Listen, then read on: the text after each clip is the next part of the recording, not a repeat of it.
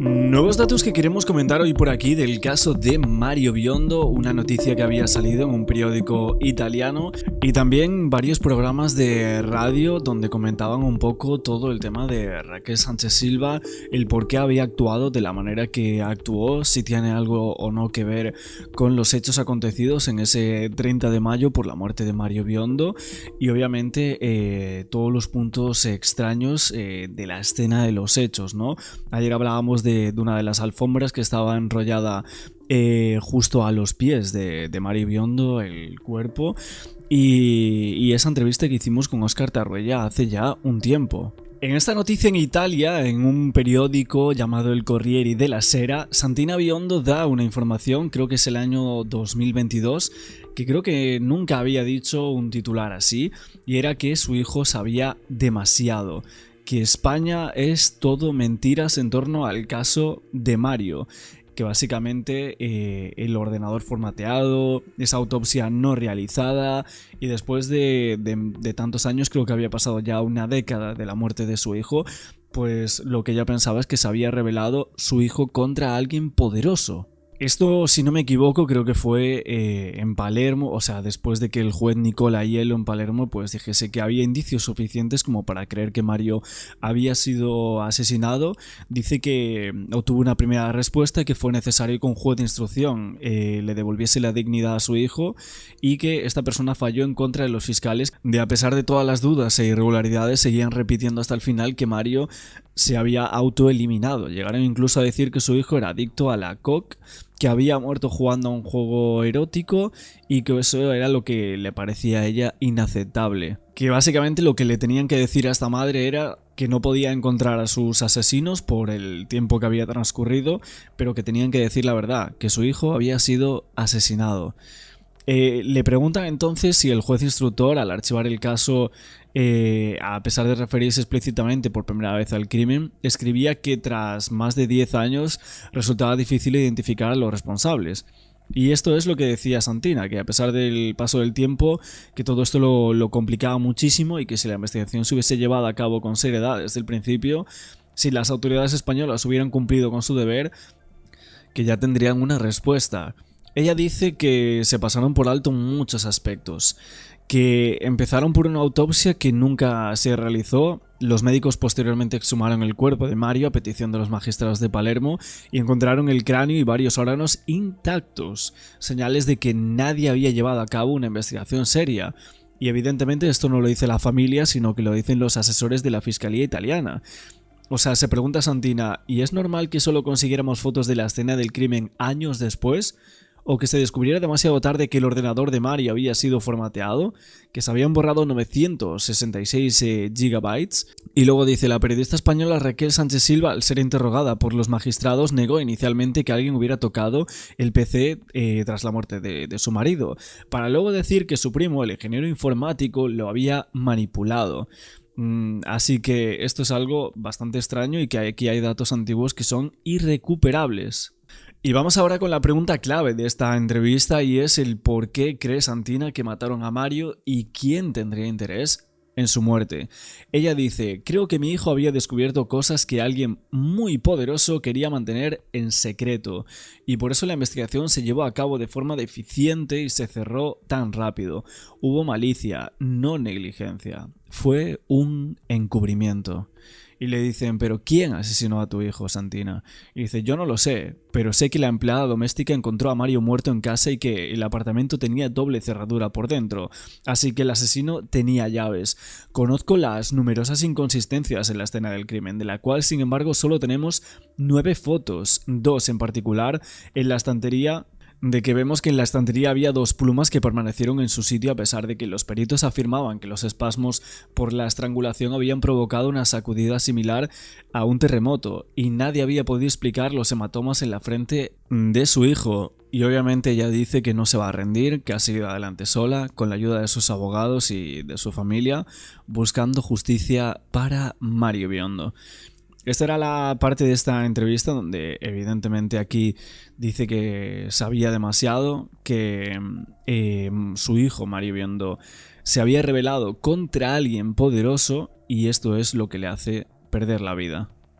Vamos a seguir nuevamente con un programa en donde lo dejamos en el día de ayer, que estaba hablando el señor Andrés Guerra, el periodista de La Vanguardia, pero también estaban varios profesionales en este programa de radio.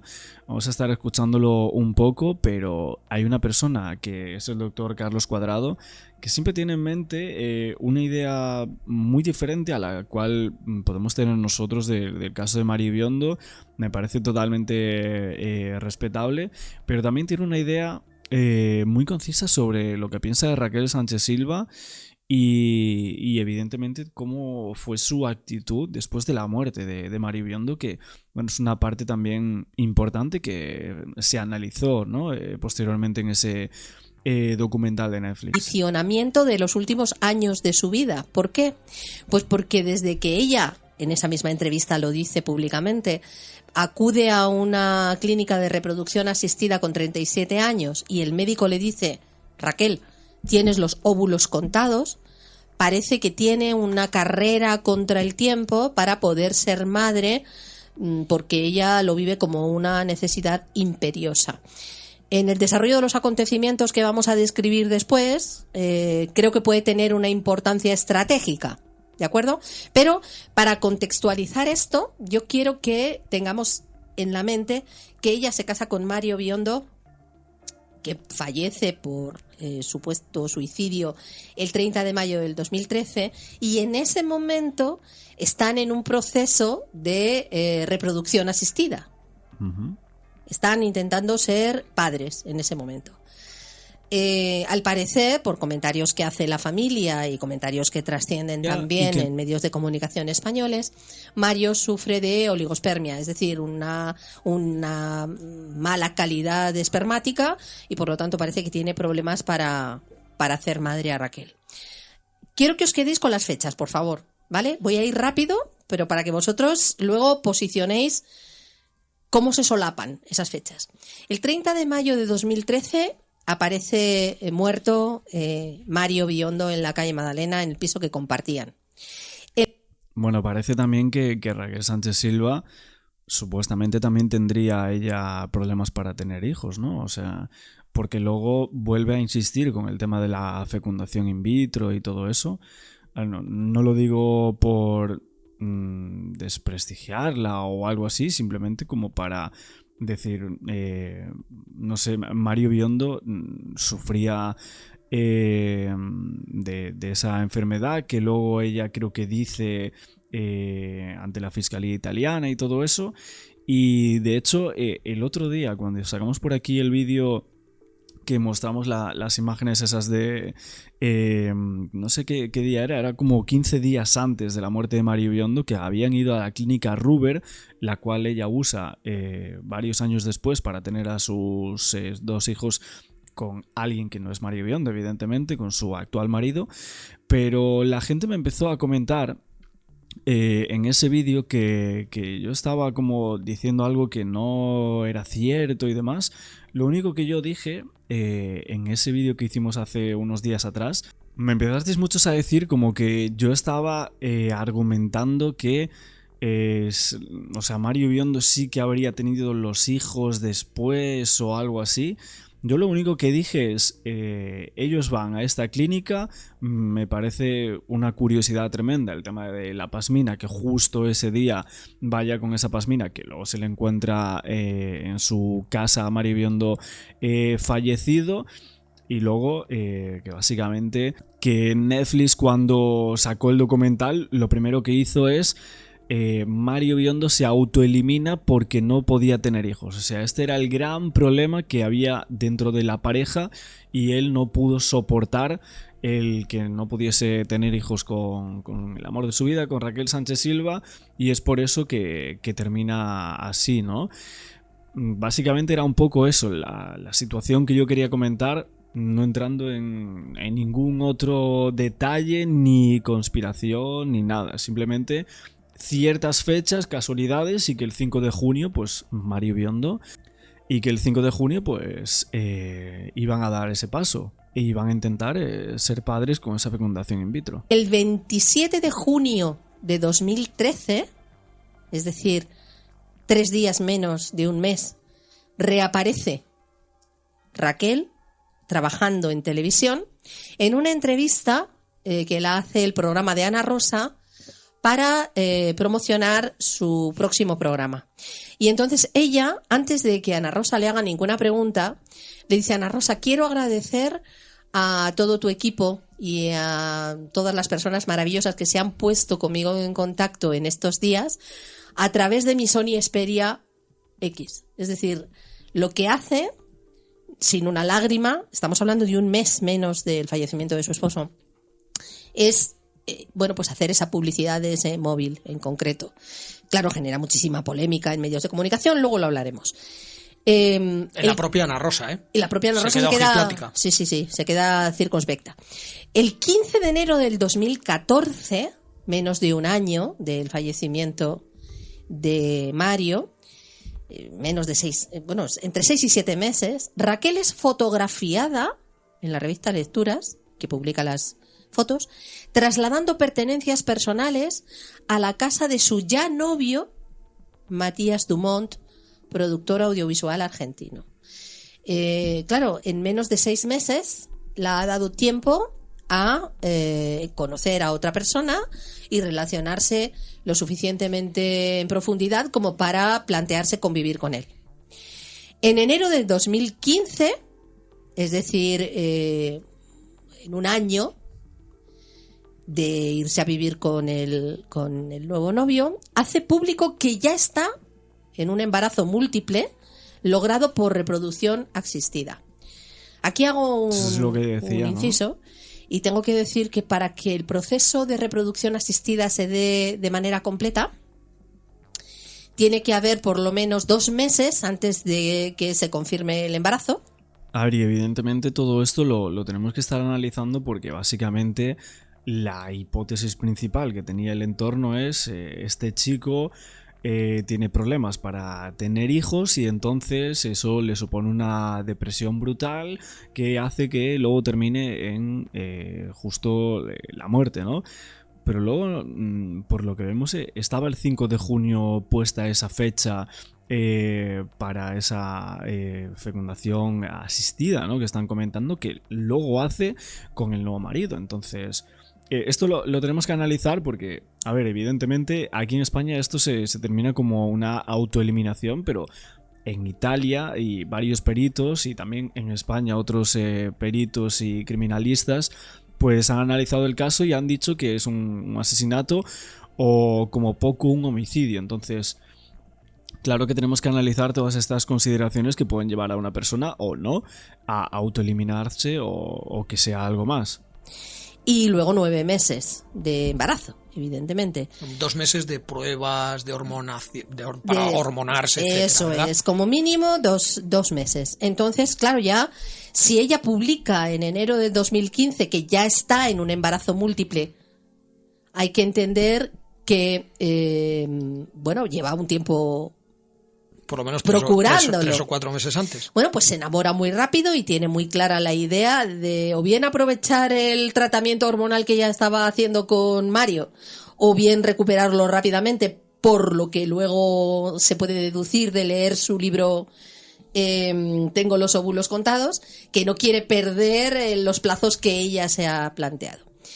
Y luego, además, pues lo que os digo, ¿no? El 20 de enero del 2015 presenta su libro Tengo los ovarios contados en Periodista Digital y de nuevo es igual de chocante la entrevista que el archivo sonoro que hemos puesto al principio, porque se recrea, que es muy entendible, pero bueno, se recodea y se recrea sin reserva de su suerte y de su vida feliz y de lo estupenda que es la maternidad, sin hacer ni una sola referencia a lo que había vivido anteriormente. Hay que decir que en este breve periodo de tiempo y en esta cronología brevísima que os he adelantado, también le da tiempo a publicar el libro del que habíamos hablado antes y que presenta el 9 de junio del 2014 en 10 minutos, en la revista 10 minutos, que se llama Mañana a las 6. O sea, es una actividad frenética. Claro, el de Mañana a las 6 es el libro que dicen que había hecho antes de la muerte de Mario Biondo, lo habría escrito y que luego se saca en el año 2014, si no me equivoco. Hay una edición en el 2015, pero cuando sale un año después de la muerte de Mario, o unos meses después. Que visto única y exclusivamente desde el punto de vista del observador, de una mujer que valora emocionalmente cómo reaccionan normalmente la gente al duelo de una pérdida, máxime si es una muerte traumática, trágica. Yo creo que hubiera tenido más éxito Raquel, a lo mejor hay que hacerla la recomendación, de que publique un libro sobre cómo gestionar de manera eficaz un duelo. Porque claro, se solapa de tal manera las fechas que uno no sabe con cuánta rapidez puede olvidar a un marido muerto en una situación trágica para inmediatamente relacionarse con otro hombre y no perder los planes de maternidad, ¿no? La verdad es que es brutal, ¿eh? O sea, cómo es capaz de gestionar eso Raquel Sánchez Silva en tan poco tiempo resulta algo bastante increíble. Creo que debería ella sacar un libro o sacar, no sé, alguna entrevista hablando de esto, porque para ayudar a otras personas, ¿no? A que puedan vivir ese duelo de la mejor manera, porque ella parece, voy a decir, que lo hizo, vamos, al 100%. Carlos, tener la mente ocupada, o lo que se dice vulgarmente, a rey muerto, rey puesto, eso elimina el dolor o lo mitiga como mínimo. A ver, tener la mente ocupada es algo que siempre es recomendable en estos casos porque ayuda, pero es que en este caso hay una ausencia absoluta de duelo. Es cierto que también puede ser que es una mujer que a lo mejor es muy mediática y en los medios da una imagen y luego en su casa se tira semanas llorando. Pero yo personalmente pienso que no es este caso en concreto. Más que nada por eso, por el contexto, por las fechas, lo que dices tú de a rey muerto, rey puesto, en un plazo tan... Pero no por falta de sentimiento hacia su exmarido, hacia el hombre que ha muerto, hacia Mario Biondo, no por eso, sino por el hecho de decir, no frivolizar. No lo voy yo por el lado de frivolizar, voy por el lado de decir, cuanto más ocupada esté, si estoy con amigos, si empiezo a trabajar pronto, si me pongo a escribir un libro, e incluso lo que más deseo en el mundo es ser madre, todas esas cosas me llenan. Eso que has dicho es muy importante. Particularmente, Carlos, yo me siento como que tengo menos tiempo para pensar y sufro menos. No. Sí, en una persona normal diríamos que sí. En una persona como pienso que es esta mujer, no, tú lo has dicho. Dice, tengo tiempo para tener hijos. Normalmente las personas con personalidad psicopática se mueven por objetivos para su propio interés. Entonces, si su objetivo es tener hijos, le da igual que sea con este, con el otro, con el que venga, con el que no venga, que se vaya uno, que muera, que le maten y demás. Además que estamos viendo que es un proceso anormal. Es que es anormal, el tiempo es anormal. Una persona que entenderíamos por normal que parase en la calle, de cada 10 personas, seguramente 9 lo entiendan como algo que no harían o que no comprenderían, más que nada porque es eso. Si es una persona que, digamos, fallece de cáncer, por ejemplo, o de hepatitis, que tiene una enfermedad más prolongada en el tiempo y lleva meses de sufrimiento, vas viendo esa degeneración, el duelo lo va superando a medida que esa persona va decayendo. Pero una muerte, como ha explicado Mercedes, directamente de un día para otro, traumática, irracional, inexplicable, o sea, este proceso yo lo encuentro anómalo en su totalidad. Y cuando tenías además las ilusiones de tener un hijo, porque estabas haciendo planificación familiar y estás recién casado, es la alegría del principio, entonces hay una serie de cosas que te tiran para atrás desde el punto de vista sentimental, y ya no vamos a hablar del punto de vista. Bueno, esto obviamente aquí están hablando sobre el duelo de Raquel Sánchez Silva. Es el doctor Cuadrado, que es una persona que siempre ha estado en contra de Óscar Tarruella. El otro día dije que parecía que estuviese obsesionado en un momento dado en las redes sociales, y que habló muchísimo del caso de Mario Biondo, argumentando la tesis de la autoeliminación. Y él dice que 200% está seguro de que no fue un homicidio, etcétera. Que él analizó las fotografías, analizó el caso y también está seguro de eso, ¿no? Obviamente, como siempre decimos, para un lado y para otro, estas personas que, bueno, han analizado fotos y demás, al igual que los peritos por la parte de la familia Biondo, ¿no? Aún así, en contra de Raquel Sánchez Silva y la tesis que los dos mantienen, este doctor y la viuda, pues básicamente asegura que podría llegar a tener supuestamente una personalidad psicopática por los momentos en los cuales transcurren los hechos y el duelo que prácticamente ella ni tiene. O sea, sea, se va de vacaciones y una serie de consideraciones que dice este... Creo que es psicólogo forense, no estoy muy seguro, la verdad, pero sé que tiene 800.000 títulos este señor. Que si forense, criminólogo, psicólogo forense, bueno, muchísimos, la verdad. Y básicamente pues cree que por esos momentos del duelo que no tiene prácticamente Raquel Sánchez Silva, pues cree que podría llegar a tener una personalidad psicopática. Está jurídico, pero... Desde el punto de vista emocional, no cuadra. Es una cosa extraña. Sí, es anómalo. Ahora, estaríamos hablando de eso, ¿no? De un duelo ausente y patológico. Evidentemente, aparte del egocentrismo que se notaba en la propia entrevista. O sea, hay ausencia de emociones, sentimientos y empatía. Me vais a permitir que hable del tema de la entrevista a Andrés Guerra. Hay una serie de puntualizaciones que sí me gustaría hacer. Por ejemplo, el tema de que aparece cocaína. Bueno, la cocaína que aparece es en las fosas nasales sin metabolizar. Es decir, estaba puesta allí, no estaba en los pulmones. Si tú te metes cocaína, la cocaína va a los pulmones y luego al riego sanguíneo. Pero si en tu sangre no aparece cocaína, ni en tu pelo aparece cocaína, que las pruebas que hacen duran más de 6 meses, en función de la longitud del cabello, más Carlos lo puede afirmar. No, y además en este caso Mario tenía el pelo largo y entonces daba oportunidad de estudiarlo. Pero que, aparte es que el consumo, salvo que seas un ser que consumes de forma escondida en tu casa o en el baño o tal, tu mujer tiene que saberlo y aquí nunca se ha sabido. Pero aparte, el airear tanto trapo sucio contra esta persona, ¿por qué? Eso es lo que no me cuadra a mí. Si realmente ¿Contra quién? ¿Contra qué persona? Contra Mario. Contra Mario, no entiendo el porqué. Sí, fíjate qué curioso. No lo has defendido nunca. Aparte de la entrevista, que dice muchas cosas, y vamos a entrar, y quiero entrar de lleno en el informe de 50 páginas de Lluís Duque, porque es un informe casi forense, criminológico, no lo sé, Carlos Cuadrado nos lo va a dejar muchísimo más claro. Según publicó el diario italiano Il Corriere della Sera, estamos hablando del Corriere della Sera. No estamos hablando de un panfleto de barrio. Con todos mis respetos. El periódico más serio de Italia. Hacia los panfletos de barrio, con todos mis respetos. El cuerpo de Biondo no presenta señas de violencia ni presión. El especialista tuvo que examinar el cadáver después de que la familia del joven pidiera su exhumación, ante la sospecha de que había sido asesinado. Estoy leyendo literalmente lo del Corriere della Sera. Los informes forenses, y aquí es lo que quiero que tú puntualices muy bien, Carlos. Los informes forenses certificaban, además, que Biondo había consumido alcohol y drogas antes de fallecer. Ahora bien, si lo había consumido, tiene que estar metabolizado. Sí. Otra cosa es que le hayan cogido cocaína y después de muerto se lo hayan colocado en la nariz. Otra cosa es que después de muerto ya le hayan echado o le hayan metido en la boca un chorro de ginebra, un chorro de whisky o lo que bebiera.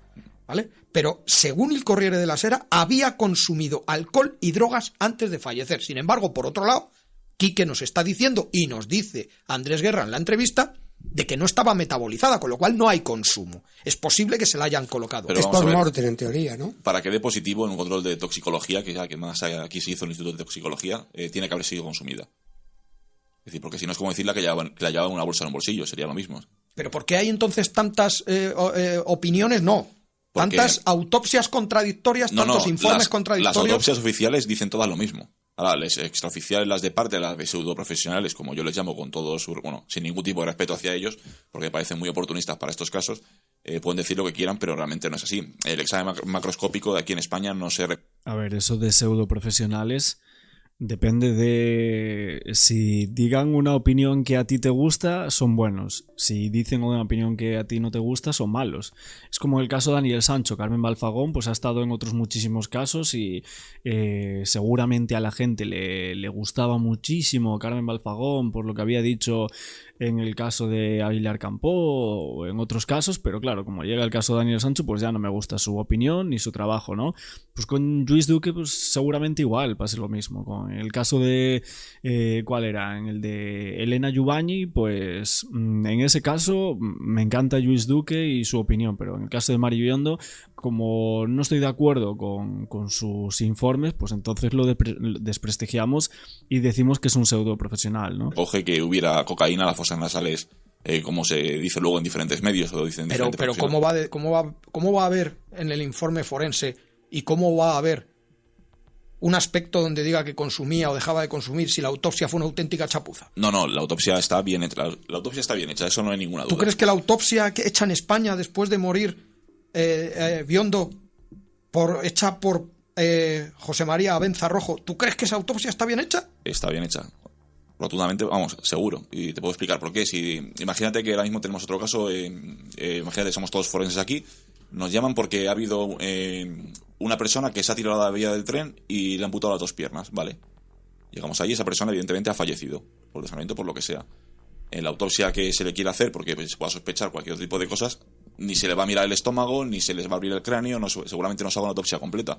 Aquí igual, el forense lo tuvo tan claro cuando vio la escena del crimen, cuando vio el cuerpo y cuando vio las limitaciones forenses, que consideró que no era adecuado hacer más exámenes que los que ya hizo. Pero es que en mi opinión la escena del crimen y la foto son un chiste.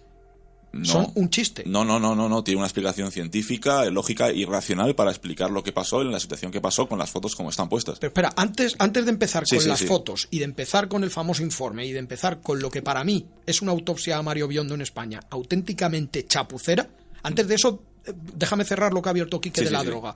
Si el Corriere della Sera dice que había consumido alcohol y drogas antes de fallecer, pero luego se dice en otros informes que no estaba metabolizada, desde que tú consumes una droga, y más como Mario que tenía el pelo largo, ¿cuánto tiempo tiene que pasar? Desde que se metaboliza hasta que a ti te hacen una analítica y desaparece por completo del cabello, de la sangre o de cualquier parte del cuerpo. En el cabello tienes que quitar el segmento distal, o sea que tienes que quitar una parte del pelo, pero vamos, digamos que es muy cronológico, ahí no fallaría. Lo que es en la sangre depende de cada persona, de si ha comido, si no ha comido, si es más alto, más pequeño, más gordo, más flaco. Pasa como en el alcohol. O sea, podemos ver cada uno una copa y a lo mejor yo tengo un índice de alcoholemia en una hora diferente al tuyo, diferente al de Mercedes. Entonces con la droga pasa algo parecido, pero digamos que si los informes dicen que está metabolizada, o sea, si da positivo es porque está metabolizada, es decir, porque ha consumido. Y desde que consumes cocaína, se metaboliza hasta que desaparece de una analítica de cabello, ¿cuánto tiempo puede pasar? Porque se oye decir que pueden pasar 4 años, 3 años... Es impredecible. Por ejemplo, he tenido casos de gente que consume cocaína o cannabis que después de 5 meses sin consumir siguen dando positivo análisis de cabello. Entonces depende de la longitud que tenga y depende de... Yo creo que aquí también hay una cosa que se... Bueno, a ver, aún así, si consumió o no, puede llegar a ser un indicio para el tema de la autoeliminación, porque ese día... al haber consumido pues tienes un estado más alterado en la realidad y quieres llegar a un extremo como se pensó, pero bueno, aunque se haya consumido estando en un grupo con unas personas, ¿no? Vamos a decir, pues evidentemente ahí no tiene nada que ver con si lo mataron o no. O sea, lo importante es saber si lo mataron o no. Si consumió es algo, pues, anexo, vamos a decir, ¿no? Y aparte yo siempre pregunto, ¿dónde estaba esa sustancia? O sea, él ingirió todas las sustancias, se encontraron las vueltas de los 110 euros que supuestamente pagó Mario Biondo a un camello. El camello era este señor Nacho Leonardi, ese fue el que le dio las sustancias, ¿o no? Es que veis que faltan muchos datos, faltan muchas cosas ahí por saber. ¿Fue otra persona en realidad? ¿Hay llamadas sobre eso, o sea, en el registro telefónico de Mario Biondo, en las llamadas de esa noche, hay más llamadas que no sabemos, aparte de las descritas, ¿no?, ante los fiscales italianos? Es que falta mucho, ¿eh? Dice que a lo mejor consumió drogas porque hicieron el famoso narcotest, que realmente es pasarle un frotis por la lengua y a ver si tenía en la saliva restos de droga. Entonces eso se puede meter también, ¿eh? Claro, a mí lo que me parece incoherente con demasiada respecto... inducción. Sí. Y con lo que dices tú, Carlos, por una vez no consigo cuadrar. Fíjate que le presto mucha atención a las cosas que tú dices. Entiendo, y cuando tú lo has planteado por primera vez me ha hecho un clic la cabeza, porque yo efectivamente pensé que la autopsia hecha aquí había sido un desastre en comparación con los otros estudios de los forenses, de algunos de los forenses italianos, ¿no? Pero, claro, cuando tú dices, no, está bien hecho porque... Al llegar a la escena del suceso, que no crimen, porque en este caso el forense consideró que era un suicidio, para su idea es todo compatible con el certificado de defunción y no hay que hacer nada más que certificar la muerte, entonces no hay que analizar el cerebro, no hay que valorar nada más. En ese sentido es en el que yo entiendo que tú decías que estaba bien hecha esa autopsia. Pero si se hace autopsia... espera. Pero si eso es así, si es que llega el forense y dice, bueno, esto de libro, como se decía al principio, de libro, es un suicidio, no tengo por qué hacer mayor... entonces, ¿por qué le analizan el consumo de drogas? No, y a eso que está diciendo Mercedes yo le añado. Si es que lo decimos en la entrevista a Guerra, si es de manual que a la hora de hacer una autopsia hay que abrir cráneo, el estómago y los pulmones, ¿eso es de manual? No es de manual, no es de manual. No, porque o si no, no lo Carlos haces. dice que es a criterio del forense. Sí, el forense llega... puede decidir. De hecho, muchas veces en los propios escenas del crimen o de los sucesos, ya muchas veces no es que van los jueces, van los propios forenses y son ellos los que dirigen un poco a científica y demás. Claro, es que él decidió no abrir el cráneo y el tema del estómago, y luego son los dos errores que se magnifican en Italia como diciendo, madre mía, pero este señor, ¿cómo es que no ha hecho esto? Y de repente en la segunda autopsia la familia ve que hay un hematoma tremendo en el cerebro de Mario Biondo, que dicen, pero ¿cómo puede ser esto? Que el primer forense no haya visto esto. O sea, eso no es así. Sistemáticamente se tendría que hacer, se debería hacer en todos los casos, pero la realidad es que no se hace, porque muchas veces en este caso no ha habido signo de violencia, no tenía otro tipo de marcas, las lipideces eran correctas, es decir, que el cuerpo estaba en la posición que había muerto, por lo tanto, si la habían matado, lo habían tenido que matar en esa posición exactamente igual. A nada que lo hubieran movido o levantado, hubiera transposición de lipideces, que es un fenómeno cadavérico que se da a las pocas horas de fallecer, y no se daban. Por eso opino... ¿Cómo que no? No, transposición de lipideces no se daba. Según la autopsia española, no. Y según la primera italiana, que es la oficial, tampoco. Pero, sin embargo, según un informe hecho por varios criminólogos, entre ellos este famoso Lluís Duque, aseguran categóricamente que el cuerpo, primero, esta Roberta Bruzzone, que es una criminóloga italiana, dice que el cuerpo... ¿Que no médico? Que no médico. Eso es cierto. Sí. No es forense ni médico. Pero dice y asegura que el cuerpo, por las livideces cadavéricas, ha estado trasladado, se traslada desde el dormitorio al lugar donde está la estantería famosa donde supuestamente se ahorca, ¿vale? Después de haber muerto. Y el que es más claro todavía es Lluís Duque, el ex mozo de escuadra, que también es criminólogo, que hace un informe de 50 páginas, que lo dice también Andrés Guerra, que dice que está por asegurar, y que vamos, que eso no hay lugar a duda, que las livideces cadavéricas están como que el cuerpo ha estado entre 10 y 12 horas de cúbito supino, tirado en un lado, antes de ser colocado en esa posición. Y que por los surcos del cuello... a ver, la radio es muy difícil ser gráfico. Sí. Pero si vamos a colgar las fotos en la sí, web. como si tuviera un cordón, digamos. Claro, si tú te ahorcas, la marca fuerte que te estrangula a la altura de la nuez, por ejemplo, ¿vale?, se queda en la parte delantera del cuello. Si a ti te estrangulan, se queda en la parte delantera del cuello y también en la nuca. A ver, es que, en primer lugar, todos estos expertos no vieron el cadáver en las primeras fases, digamos, de post-mortem. Entonces eso... pues para mí ese es el error. Claro que es el error, pero están opinando como si lo hubieran visto. Entonces eso, para empezar, no puede ser, porque evidentemente después de que fuera el primer forense, que se quitara ese cuerpo de ahí, seguramente... Claro, el problema es que al estar hecha mala la primera autopsia, como él mismo reconoce, o sea, el primer forense lo reconoce en sede judicial, que podría haber sido mala praxis por su parte, lo dice él, o sea, es que ni siquiera es que lo digamos nosotros, ni los detractores, ni los conspiranoicos en el caso de Biondo, etcétera, ¿no? Si es que lo dice el propio primer forense en sede judicial. Entonces, obviamente, a partir de esa mala praxis en la primera autopsia, todo lo demás pues es difícil de argumentar, es difícil de señalar, y es por eso que hay tanta, por así decirlo, tanta polémica en absolutamente todos los puntos destacados de los informes de Lluís Duque o de Óscar Tarruella o de otros criminólogos en Italia. Puso en posición horizontal, donde cúbito supino, y ahí sí hubiera transposición de livideces. Entonces, quizás estos expertos que no son médicos, porque los dos médicos dicen lo mismo, estén confundiendo la transposición de livideces con la hora de esa creación de transposición de livideces. No, pero el último estudio que hace que se vuelva a reabrir el caso y que se tome en consideración por la Judicatura Española de nuevo, sí está hecho por otro forense.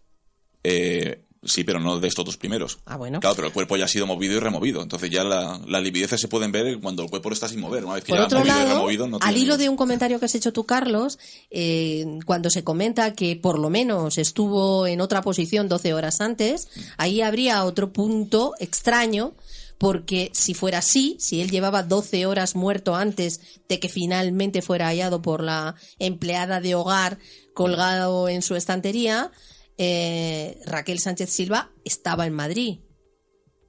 A ver. Esa vía es nueva. Claro. Raquel Sánchez Silva, Sí, en sí. el momento supuesto de la muerte, Estaba en Plasencia. estaba fuera En Plasencia. de Madrid. Pero 12 hora de horas la antes, muerte. si hubiera sido cierto, Raquel no estaba fuera de Madrid, estaba en Madrid. Claro, pero ese es un tema que tenemos muchos debates en el tema científico, en el tema forense con estas cosas. Y yo ahora mismo, imagínate que yo preparo aquí un café para los 4. El mismo café, la misma máquina. Yo me lo pongo aquí en mi taza. Quique se coge un vaso de plástico y se va fuera. Carlos se va a la habitación de al lado. Y tú tienes que ir y te lo llevas en un tupper. Dentro de 5 horas, a ver qué experto me dice a qué hora fue hecho cada café. Sí, pero, ¿Cuánto tarda en enfriarse ese café? Depende de pero, muchísimos factores que nunca se tienen en cuenta. El material de donde está pasa lo mismo que el cuerpo. La ciencia forense no es tan certera como todo el mundo piensa, como las televisiones piensan. Es un error que suelen cometer los criminólogos Pues o con mayor criminalistas motivo, en ese caso. discúlpame, te tengo que interrumpir. Pues con mayor motivo para que José María Abenza Rojo, puesto que la ciencia forense no es tan que es el primer exacta forense que como hizo tú la has dicho, autopsia. que haga la autopsia como Dios manda. Porque si hubiera hecho la autopsia como Dios manda desde el principio, aunque él vea claro un indicio de suicidio, porque estaba colgado de una estantería que con soplarla la arrancas de la pared, independientemente de eso, que eso también hablaremos de ello. Pero él se hubiera dado cuenta de que hay un golpe en la cabeza Es que dado antes de su muerte. No aparece. Eso es importantísimo. No aparece, hay un hematoma craneal. Dicen los informes, Antes. claro. Sí, De su muerte. Es el Eso sí, eso. A ver, yo no estoy diciendo con esto que Raquel ahora Sánchez te Silva explico haya eso. matado a Mario Biondo No, bajo no, ningún por- concepto. no lo estoy Estoy diciendo. diciendo que Estamos remontando si la teoría del José María, suicidio, que es distinto. si José María Abenza Rojo hubiera hecho una autopsia como Dios manda después de encontrar el cuerpo, no estaríamos ahora diciendo no. que hay golpes post-mortem No. antes No de deberíamos acabar llamar antes de- a la No. Oye, lo que no sé, que dicen aquí de 12 horas antes, o sea, entonces, ¿a qué hora se supone que piensan que fue la muerte? O sea, que lo colgaron a las 12 de la mañana allí y la muerte fue a las 12 de la noche. No sé, no me cuadra mucho eso tampoco, ¿eh? O sea, lo de 12 horas antes no creo que pueda ser tantas horas antes. Lo que se cree básicamente es que la muerte se sucede como a las 12:30, 1 de la mañana, más o menos, según las teorías de la familia, por el tema de esos supuestos gemidos y tal que decía la vecina, esta chica argentina. Y luego, que básicamente lo del baronet y todo eso es un montaje, lo hacen las personas que matan a Mario Biondo y que lo cuelgan sobre las 6 de la mañana o algo así, que hay movimientos en las redes sociales, ¿no? Sobre esas horas es a la hora que supuestamente se van las personas que mataron a Mario Biondo. Están allí para preparar toda la escena unas entre 5 y 6 horas. Sería lo que les llevaría a hacer eso. Me parece bastante, la verdad, pero podría estar ahí o incluso podría ser antes que dejaran a Mario. Evidentemente, horas colgado tuvo que haber estado, ¿no? Porque la herida que tiene en el cuello no puede ser de 1 hora, o sea, no parece que sea de 1 hora. No, te lo voy a explicar. O sea, ese hematoma que hay no es que sea premortem, es que puede ser perimortem. Entonces, aunque se hubiera hecho la autopsia completa, tampoco se podía determinar nada de eso. Porque perimortem quiere decir que se produce cuando la persona está muriendo. Es decir, no es por un agente traumático, no es por un golpe que se da. Entonces eso puede ser compatible con el tipo de asfixia que sufrió. Hablan de un golpe. No, Según está el hematoma es producido por un golpe. El examen Con un objeto romo, es lo que pone. es que el tipo de estrangulación hay un tipo de estrangulación que ahora comentaré, se suele hacer con objetos romos también, o se suele hacer con lazos o con antebrazos, que es la antebraquial. Entonces pudiera ser que utilizara algún tipo de objeto anterior a la situación, o puede ser que luego pasara al lazo, o puede ser otra serie de cosas. Pero en este caso la autopsia no hubiera desvelado absolutamente nada. Es más, en el examen macroscópico, donde... Bueno, veis aquí que el doctor Carlos Cuadrado ya dice, no, es que fue una autopsia muy buena, pero tiene este hematoma, no se puede explicar y el forense no lo explica. Entonces, ¿es tan buena la autopsia? Pues parece que no. O sea, yo no soy experto, pero lo que está explicando aquí este señor, que dice que es buenísima la primera autopsia, pues vemos que guarda muchas dudas. O sea, nos está haciendo dudar. Entonces, si nos está haciendo dudar, es que muy bien no ha hecho su trabajo. Y con esto, bueno, tenemos que seguir analizando todo este programa. Me parece muy interesante. Yo no lo había escuchado nunca, la verdad. Pero bueno, todo este debate que hay aquí en torno a la muerte de Mario Biondo, que obviamente guarda muchísimas dudas sobre qué pasó, y también, bueno, la entrevista que vimos de la madre de Santina comentando que su hijo sabía demasiado y que seguramente se habría rebelado contra alguien muy poderoso.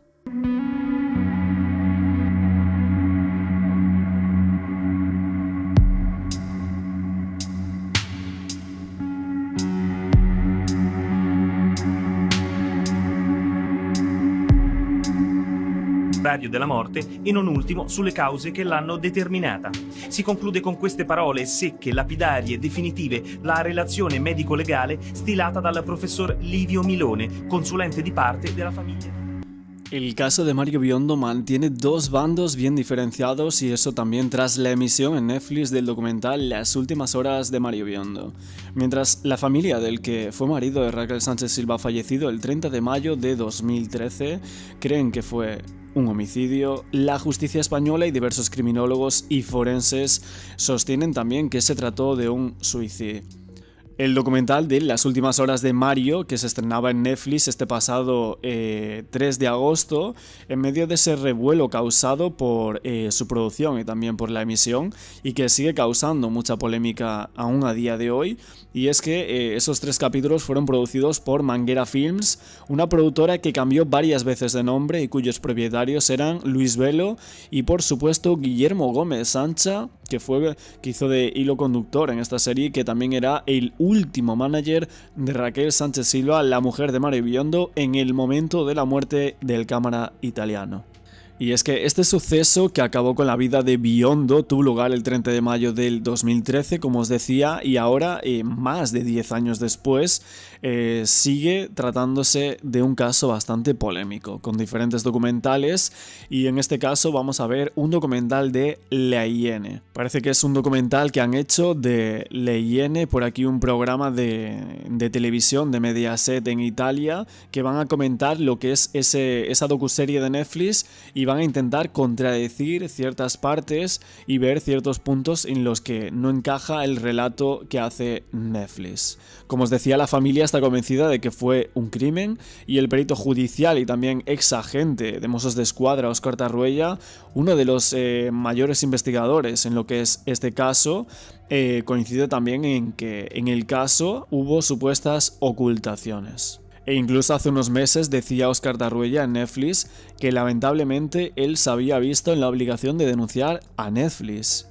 Hay que considerar también relevante las primeras declaraciones de las personas del entorno de Biondo, entre ellas la de la primera persona que vio el cuerpo, que decían que era la asistenta del hogar del italiano, que esta, según el documento, describía que la víctima estaba colgada en la estantería con una fasmina sobre el cuello, y que había un bucle y los dos extremos estaban atados a la estantería. Además se refería a que la víctima estaba tocando el suelo con los pies, aunque esta circunstancia descartaba para muchos la opción del suicidio. Es que según el criminólogo, la ciencia forense demostraba que la mayor parte de los ahorcados de etiología suicida no lo hacían en suspensión completa, sino en contacto con el suelo, y de muy diferentes formas. La misma empleada del hogar destacaba que cuando accedió a la vivienda la puerta estaba cerrada con llave y que ésta se encontraba en el interior de la casa y que decía que eran llaves de la víctima. Todo lo expuesto en el caso de Mario Biondo decían que se debía a un suicidio, que Mario Biondo se quiso quitar la vida según diferentes evidencias científicas o diferentes entrevistas que se realizaron. Pero pese a ello, la justicia italiana y la familia Biondo siguieron buscando su verdad. Alguna evidencia que dirigiera la investigación hacia un posible crimen u homicidio.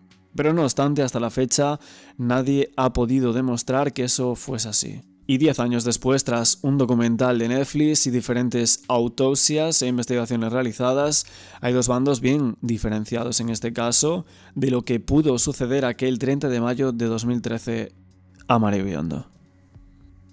En el día de ayer se estrenó un nuevo documental sobre el caso de Mario Biondo, contradiciendo un poco al documental de Netflix, esa docuserie que habíamos visto en Netflix que se volvió tan famosa. Por aquí un poco vemos al inicio de lo que es este documental, voy a ir traduciéndolo un poco porque la verdad es que italiano pues evidentemente me cuesta un poco, pero evidentemente como tengo ya el caso bastante visto, muchas cosas sí que soy capaz de verlas, ¿no? En este caso.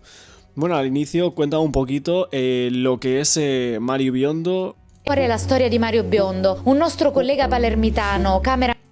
Muchos lo conocieron por Supervivientes y también ahí en Supervivientes, cuando él fue cámara de televisión para este programa tan conocido, pues ahí conoció a Raquel Sánchez Silva, la persona de la cual parece que se había enamorado y justo un año después se habían casado. Y aquí, bueno, muestran también fotos de la boda, etcétera, y la relación que tenían Mario Biondo y Raquel Sánchez Silva. Y bueno, como no, hablan de La última hora de Mario Biondo. Directora María Pulido. Vemos un poquito por aquí, supongo que irán a contradecir lo que es esta docuserie de Netflix, que por aquí ya hemos comentado en anteriores vídeos. También ponen por aquí algunas imágenes, ¿no?, de lo que es esta serie de Netflix tan vista, en la cual pues intentaban dejar a la familia de locos que no querían aceptar una verdad, y yo espero que este documental por lo menos intente contradecir esa versión de Netflix. Bueno, por aquí en Netflix esta periodista muy conocida en lo que es en Italia, pues hablaba de que La Iene, que es el programa que está haciendo este documental que estamos aquí transcribiendo, por así decirlo, en cuanto a este vídeo, pues aquí como que ponían, o sea, en Netflix como que ponían a La Iene y los documentales sobre el caso de Mario Biondo como que querían demostrar que realmente no había sido un suicidio, pero que en realidad lo único que querían era mostrar como una sola vía de la verdad. Bueno, por aquí esta periodista italiana como que lo decía, y también el montaje, ¿no?, de Netflix como que ponía en evidencia lo que eran estos programas. A mí también, ahora viéndolo un poco desde fuera, lo que es la docuserie de Netflix es como que tenía claros objetivos realmente. Unos objetivos muy claros de remarcar lo que para los directores o productores les parecía mal de lo que se había hecho hasta el momento, ¿no? Solo faltaba poner algún vídeo de Triumph Ars o de Axel Blaze y ya estaría el pack completo, porque realmente vemos que intentaron poner no sé, a la altura del betún a La Iene, a los programas de Cristiano Pasca, también a los programas de Rocchetti, a sus presentaciones. Todo lo que fuera relacionado a no pensar que fuera que Mario Biondo se quitó la vida, todo eso, malo. Fijaros lo que dice ahí, la periodista, que solo trabajar en estos programas tu tesis, la tesis que tú crees, pero en realidad es que en Netflix han hecho lo mismo. Está diciendo para Netflix que los otros programas estaban haciendo eso, que solo estaban queriendo sacar una tesis. Pero es que en el mismo docuserie que está saliendo esta señora, estaban haciendo literalmente lo mismo. Bueno, aquí están contando que Guillermo Gómez Sancha era el agente de Raquel Sánchez Silva, desde 2011 a 2022, justo un poco antes de que se estrenara lo que es esta docuserie de Netflix. Parece que Guillermo quiso que Raquel Sánchez Silva saliese en lo que es esta docuserie, por lo que comentan en la misma, pero al parecer esta no quiso. La presentadora española parece que no quiso salir en esta docuserie sobre las últimas horas de Mario Biondo, aunque en su mayoría también hablan de la presentadora Sánchez Silva, y están contando como que en este programa, que aparte de ser el hilo conductor, como yo bien decía en anteriores programas de lo que era esta docuserie de Netflix de Mario Biondo, pues que también era productor ejecutivo de la misma. Productor ejecutivo de la misma, ex-manager de Raquel Sánchez Silva y el que hace el hilo conductor de esta docuserie. Por lo tanto, bueno, que lo que decía antes la periodista de que solo íbamos a ver como una visión en la IN, pues evidentemente en Netflix, siendo esta persona el hilo conductor, pues más de lo mismo, ¿no? Vale, por aquí Santina Biondo y Pipo Biondo, los padres de Mario Biondo, están diciendo que Netflix los engañó. Esto fue algo que ya se dijo, bueno, ya lo habíamos dicho en anteriores ocasiones, y parece que fue un poco así, que los engañaron, que no sabían quién estaba detrás de la producción, no sabían que el ex-manager de Raquel Sánchez Silva era el productor ejecutivo de esta serie para Netflix, y que el tratamiento que iba a tener iba a ser distinto a lo que pensaría Santina y Pipo, que pensaban que iba a ser una docuserie más lineal, por así decirlo, sin meterse o viendo las dos partes de la historia, pero realmente no fue así en absoluto, ¿no? Io non avrei mai immaginato che dietro ci fosse Guillermo. Y lo mismo con Oscar Tarruella, y lo mismo con Rocchetti, ¿no? Un periodista italiano que nosotros también sacamos por aquí en nuestro canal, y más de lo mismo. El 30 de mayo de 2013 Mario Biondo apareció ahorcado en su casa de Madrid. Y bueno, por aquí muestran algunas de las fotografías de ese momento y ese encuentro, que bueno, evidentemente en lo que es YouTube no se puede mostrar, pero bueno, aquí ahora vamos a ver una parte de lo que fue ese entierro con Raquel Sánchez Silva y las palabras que dio, que salen por aquí para este programa de Leyene. Bueno, por aquí salen algunos de los amigos de Mario Biondo preguntándose si realmente se quitó la vida, cuál es el motivo, ¿no? ¿Cuál fue el motivo para quitarse la vida? Y muchos vemos que en sus palabras que no se lo creen, que no se creen que Mario se hubiese quitado la vida. Ellos no se lo creen, ¿no? Salen varios, 3 o 4 amigos de Mario, amigos personales, y dicen que no se lo creen. Te voy a dar todo el amor que he guardado durante tanto tiempo. Una de las pruebas que la gente... Una de las pruebas que los expertos más comentan en cuanto a que piensan que pudo haber sido un homicidio es el tema de ese surco posterior en el cuello que tenía Mario Biondo. Y aquí está diciendo, bueno, está preguntando Cristiano Pasca a la abogada, me parece que de la familia Biondo, y esta dice que viendo las fotos, que está viendo las fotos en lo que es una pantalla, que evidentemente nos puedo colocar aquí en YouTube, está diciendo que sí, que tenía un surco posterior, y que era muy, muy evidente, ¿no? Un surco que se veía a simple vista y que era bastante profundo, comenta por aquí la abogada de la familia Biondo. Se habla también de que todo estaba perfectamente ordenado, ¿no? No había nada movido. No, parece que no había habido convulsiones y por lo tanto haber tirado ninguno de los objetos de esa estantería. Eso es lo que se comentó siempre, ¿no? Que parecía como muy extraño que realmente todos los objetos que había en esa estantería, que eran objetos de muy pequeñas dimensiones, objetos muy, muy, muy pequeñitos, los cuales muy, muy fácilmente se podrían haber caído, ¿no? Y estaba todo en perfecta disposición, todo perfecto colocado y parecía todo perfecto, ¿no? Todo perfecto, todo colocado, todo limpio.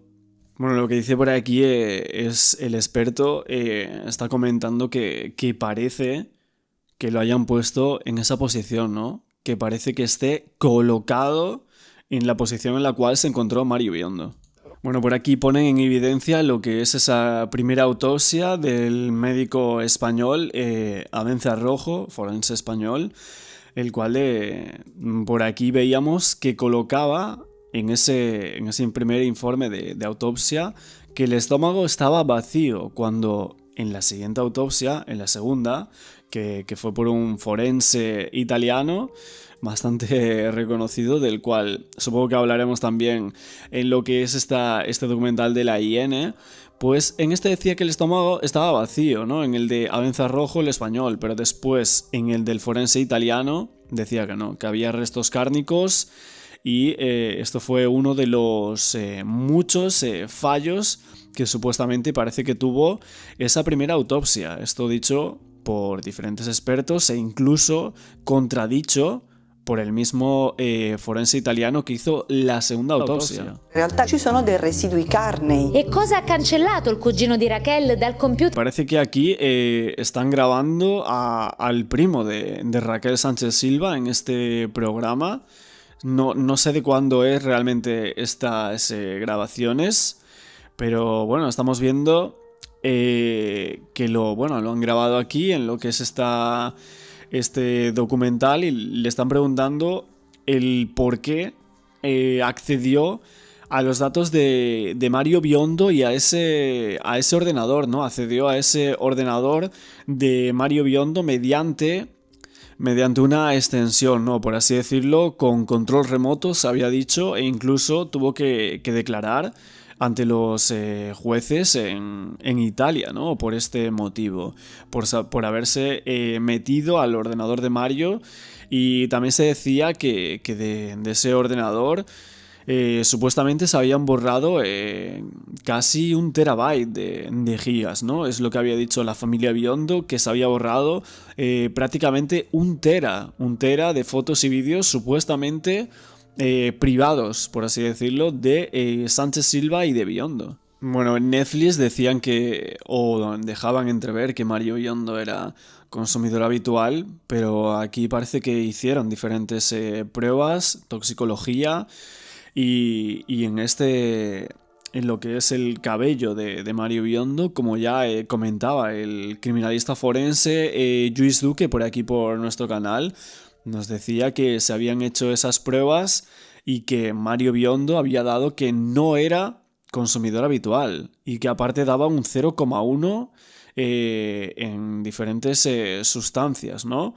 Por lo tanto, se vio que evidentemente o efectivamente Mario Biondo no era consumidor habitual como se deja entrever en Netflix, ¿no? Y esas preguntas que le hacen a los padres un poco pretenciosas, a mi parecer, pues esta prueba dejaba entrever que no. Lo que dice por aquí la madre de Mario Biondo, Santina Biondo, comenta que un homicidio evidentemente se tiene que demostrar, pero un suicidio también se tiene que demostrar. Y en este caso parece que ninguna de las dos, ¿no? Ninguna de las dos. E incluso en España evidentemente se cerró como que Mario Biondo se quitó la vida, como todos sabréis.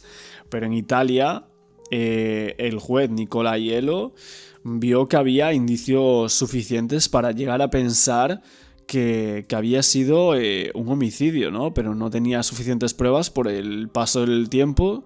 Por el tiempo que había pasado, no podía recabar diferentes pruebas según lo que habían dicho o filtrado los medios de Nicola Aiello, el juez italiano, pero que sí llegaba a pensar que había indicios suficientes para pensar que había sido un homicidio.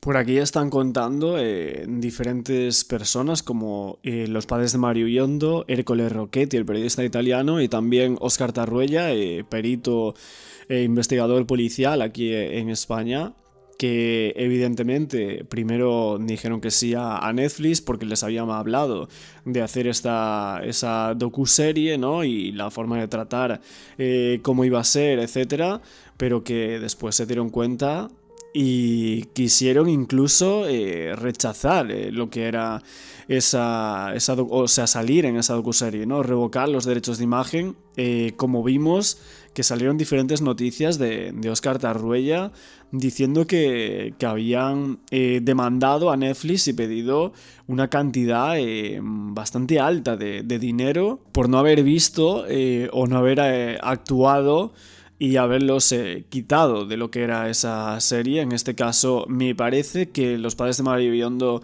lo tenían más complicado porque les habían hecho un lío con las empresas con las que estaban firmando, si no me equivoco, y después Óscar Tarruella tenía otra empresa a la que había firmado sus derechos. Por lo tanto, Óscar Tarruella en ese caso sí demandó a Netflix. Y lo vemos que salía en sus redes sociales diciendo que le iban a tener que pagar muchísimo dinero por no haber sacado a tiempo lo que eran sus imágenes de ese documental de Netflix. En toda esta parte hablan del tema de que Mario Biondo sale a una hora, se va a un cajero supuestamente a quitar 110 euros. Decían que esos 110 euros eran para comprar sustancias, que al parecer que no se encontraron nunca esos 110 euros quitados de ese cajero. Tampoco es raro porque realmente nunca se tuvieron acceso a las cámaras, ¿no? de seguridad de toda esa zona en la que supuestamente fue Mario Biondo, ni siquiera después en lo que es el club Baronet, que posteriormente aquí están contando que fue ese club llamado Baronet, que era un puticlub de Madrid, y después de 10 años salen distintos empleados de ese club diciendo que sí que habían visto a Mario Biondo y que estaba con 2 chicas o algo así, y que incluso se metió al baño, ¿no? Dicen algo así como que sí, que piensan que consumió, ¿no? en ese club. Algo que los padres de Mario Biondo por aquí, siempre han dicho que no se creían, ¿no? No se creían lo que era esta versión de los hechos, no se lo creen porque al parecer no hay pruebas, el ticket tampoco se lo creen del todo. Por lo tanto, fue algo como bastante controvertido, ¿no? Bastante controvertido. Muchas personas que creen que fue un homicidio en este caso, pues piensan que fue montado a posteriori. El tema de que fuera a ese club, ¿no? Que fuera ese club que fue montado a posteriori para creer la historia de que Mario Biondo se quiso quitar la vida. En esta parte comentan un poco sobre la vida de Mario Biondo desde niño, sus aficiones, su gusto por las motos, también que era el menor de los 3 hermanos. Tiene 2 hermanos que serían Andrea Biondo y Emanuela Biondo. Y también compartía lo que era esa profesión del padre, que su padre también era cámara de televisión en Italia, y posteriormente Mario Biondo también fue cámara de televisión en Italia, y por supuesto como nosotros vimos y cuando conoció a Sánchez Silva también en España. Sus amigos por aquí también hablan de lo que es la relación de Sánchez Silva con Mario Biondo. Decían que Mario que estaba muy enamorado, que sus amigos lo veían, que estaba bastante enamorado de ella, y que eso que eran capaces de verlo también por lo que él le contaba y las fotografías y vídeos que esto se mostraban. I 6 mesi saremmo riusciti a strappare mezzo sorriso, insomma. Tutti dicevano quella è una stronza. Questa è la verità. Vladimir Luxuria è stata... Y están hablando también de lo que es esa boda de Mario Biondo y Raquel Sánchez Silva. Fue una boda muy recordada, incluso decíamos que había sido una de las más glamurosas, por así decirlo, que incluso estaban estaba como premiada, ¿no? Os había dicho como que había sido justo en el año en el que fue la boda una de las mejores bodas del año, ¿no? Se había hablado muchísimo, había salido en diferentes revistas de prensa del corazón, etcétera. Esto ahora sí lo tenemos claro para el resto de nuestra vida. No. Y después de todo lo que es esta boda, ya colocan por aquí las...